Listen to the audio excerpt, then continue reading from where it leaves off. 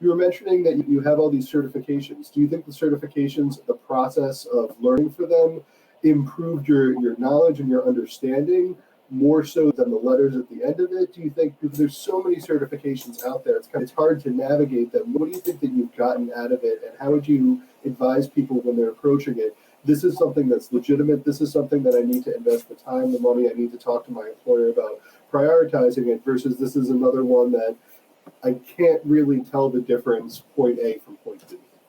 Yeah, no, that's a great question, because when I got into cybersecurity, I really didn't know the first thing about what cybersecurity meant, other than there were these things on the news. You hear about company A gets hacked, company B gets hacked, and I didn't really understand any of the technical details that were involved in those things.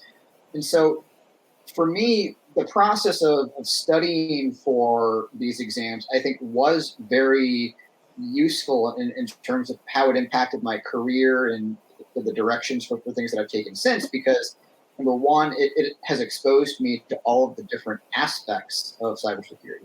There's network security, there's application security, there's physical security, and at the time, I wasn't sure if I wanted to get more into, let's say, management, become like a CISO or something like that at some point in the future.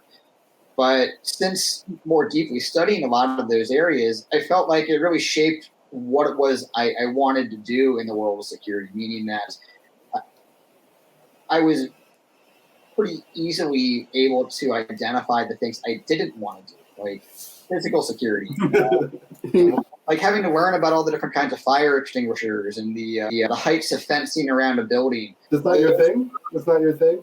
We try and get pretty boring guests, but that's the line where they're like, I'm really interested in ink colors. And right. Yeah, I have lots of banter in social situations, don't worry. So it's good to see that you're above that.